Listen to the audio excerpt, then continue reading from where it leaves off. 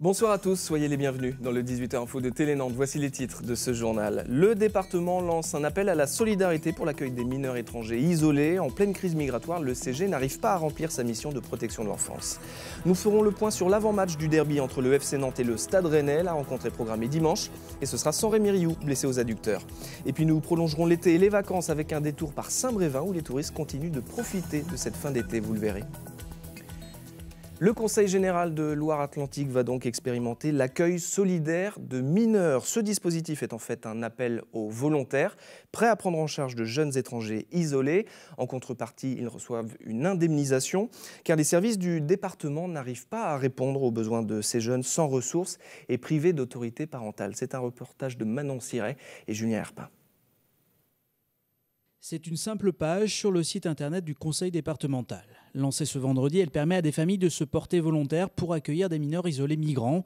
Un dispositif basé sur le bénévolat et qui repose sur plusieurs conditions.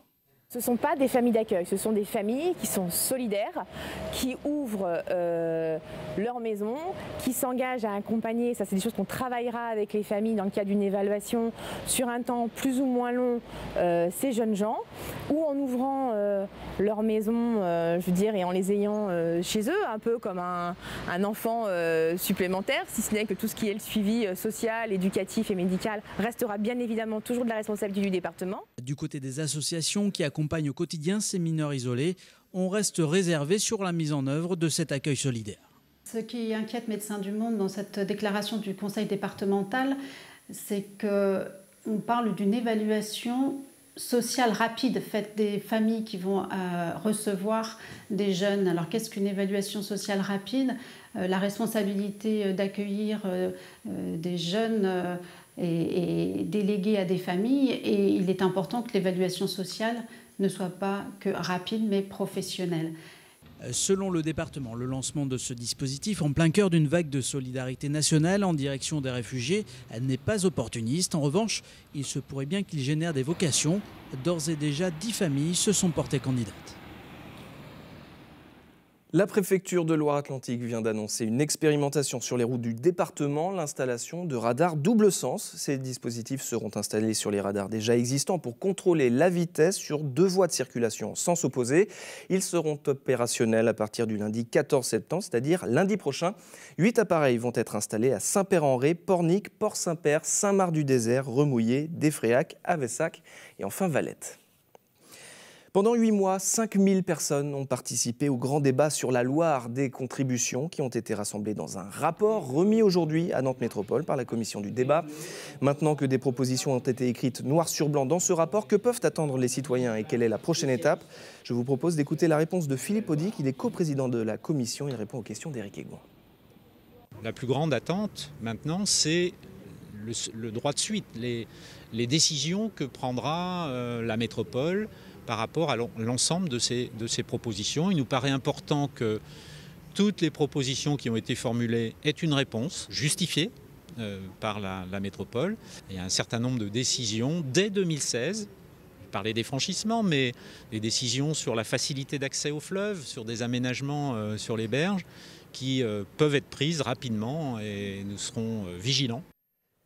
Ce week-end, le FC Nantes accueille son voisin et grand rival, le Stade Rennais. Le derby est programmé dimanche à 17 h. Les Canaries ne seront pas au complet pour cette rencontre. Rémi Rioux notamment est forfait. Mais Nantes pourra normalement compter sur Lorik Sana pour sa première sous le maillot jaune et vert, même si, vous le verrez, Michel Derzakarian laisse encore planer le doute. On fait le point sur cet avant-match avec les images d'Olivier Caillé et Denis Vanier. Je ne peux pas être plus heureux de démarrer la saison avec ce match-là. J'ai hâte d'y être.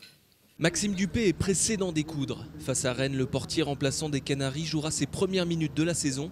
Un vrai test pour le Nantais qui aura en face de lui l'une des attaques les plus prolifiques de ce début de championnat.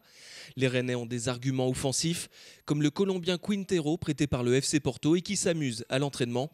Et surtout, Paul-Georges Ntep, l'international français, sera suivi de très près par Léo Dubois. Ça va être à moi d'essayer de le canaliser, même si ça va être compliqué. C'est là que c'est en jouant contre des joueurs comme ça aussi qu'il faut sortir des grosses prestations. Donc je vais faire le maximum et on verra. L'attaque nantaise, quant à elle, reste sur une prestation décevante à Bordeaux. Avec 2 buts marqués en 4 matchs, Michel Derzakarian attend plus de son groupe. J'attends une réaction collective de mon équipe. J'espère que tout le groupe a l'ambition de viser bien plus haut. Et ça passe par une victoire, bien sûr, contre Rennes dimanche, si on veut les dépasser au classement déjà. À nous de faire sauter le verrou. Et ça tombe très bien, le FC Nantes s'est offert une bonne dose d'explosivité et d'expérience avec le recrutement de Lorik Sana. Mais concernant sa participation au derby, Michel Derzakarian reste évasif. Est-ce que Lorik Sana pourra jouer contre Rennes? Vous verrez dimanche, c'est le jour. Mais est-ce qu'il est apte? Est-ce qu'il est assez en forme pour être aligné? Vous verrez dimanche. L'entraîneur nantais botte en touche à 2 reprises. Clin d'œil sympa à quelques jours du début de la Coupe du Monde de rugby. L'Hermine de Nantes s'attaque à la Coupe de France. Ce vendredi soir, les hommes de Franck Collineau se déplacent à La Rochelle pour ce 32e de finale des Charentais-Maritimes qui évoluent en National 1, ce qui fait une division d'écart avec les basketteurs nantais. Autre rendez-vous sportif ce soir avec du handball féminin et le NLA qui accueille Mios Biganos-Bègles dans sa salle du Vigneaud à Saint-Herblain. Les Nantaises vont tenter de remporter une 2e victoire cette saison. Difficile de s'en persuader quand on est au bureau, mais les vacances ne sont pas tout à fait finies, car il y a une vie après le mois d'août, notamment sur les côtes de Loire-Atlantique. Exemple sur le sable de Saint-Brévin-les-Pins, où quelques familles profitent encore du soleil de cette fin d'été. Une saison qui a été très satisfaisante pour les professionnels du tourisme, et ce n'est donc pas terminé. Laissons la plage aux septembristes, c'est un reportage signé Yannick Lenné.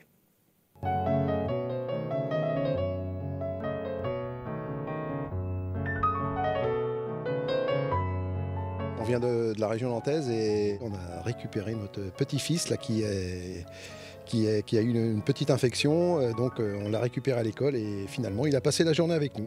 Voilà, donc on va aller cet après-midi faire un petit tour sur la plage. C'est génial. Et en plus on a un temps magnifique aujourd'hui, ils annoncent 26 degrés, donc c'est top. Tu fais chill, tu dis? Non.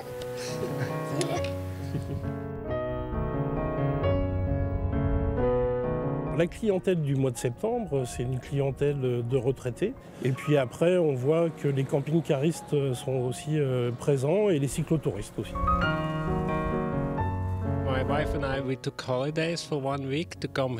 femme et moi, on a pris une semaine de vacances pour venir dans un camping en France.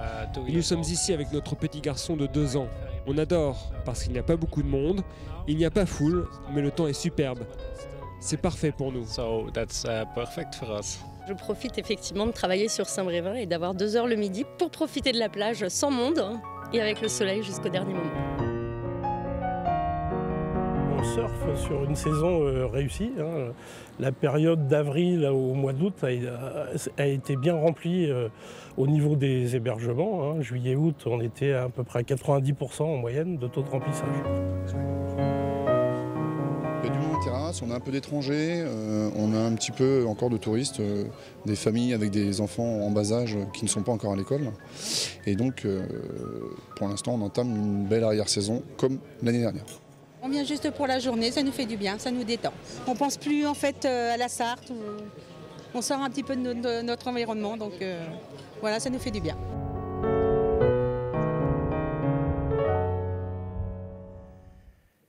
Et Saint-Brévin prolonge ses festivités balnéaires ce week-end avec le Jade Salsa Festival numéro 3 au programme des initiations à la salsa, bien sûr, mais aussi à la bachata, au kizomba ou à la zumba. Ça se passe tout le week-end entre la place du marché et la plage de l'Océan, avec en bouquet final la Fiesta Playa Loca sur le sable dimanche après-midi à partir de 15h. Et avant de nous quitter, c'est l'info musique de cette fin de semaine. L'artiste et DJ nantais Vinci a séduit la société Apple. La marque à la pomme a choisi le morceau Back and Forth pour sa vidéo de lancement de sa montre connectée, l'Apple Watch. Une vidéo qui a été diffusée pendant la keynote, la cérémonie officielle de présentation des produits d'Apple qui avait lieu à San Francisco. À droite, le clip d'Apple, à gauche celui de Vinci qui a été réalisé par l'artiste porté. Le morceau Back and Forth est tiré de l'EP Motif 2, sorti cette année. Et c'est la fin de cette édition. Merci beaucoup de l'avoir suivi. Je vous souhaite un excellent week-end sur Télé Nantes et à lundi.